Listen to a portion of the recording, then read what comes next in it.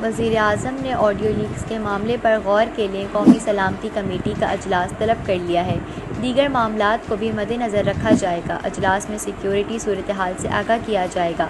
अजलास में अहम फैसले मुतवक्का हैं। अजलास में वज़ीर दफ़ा, वज़ीर दाखिला, वज़ीर इत्तलात और वज़ीर ख़ज़ाना भी शामिल होंगे। निजी टेलीविज़न ज़राए के मुताबिक ISI और IB के सरबराहान कौमी सलामती कमेटी को खुफिया रिकॉर्डिंग से मुताल्लिक़ ब्रीफिंग देंगे।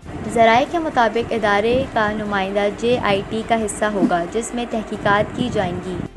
IT डेटा कैसे हैक हुआ?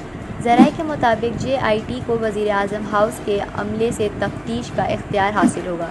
वज़ीर-ए-आज़म हाउस में कोई डिवाइस या मोबाइल रिकॉर्डिंग थी, इसकी तहकीकात की जाएंगी। तहकीकात में देखा जाएगा कि वाक़ये के वक्त कौन सा अफसर वज़ीर-ए-आज़म हाउस में मौजूद था।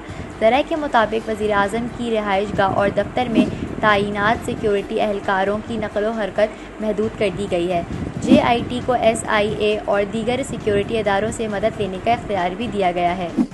JIT एक तफसीली रिपोर्ट तैयार करके वज़ारत दाखिला को भेजेगी ताकि इस हसास मामले में मलूस अफराद के ख़िलाफ़ कार्रवाई की सिफारिश की जा सके।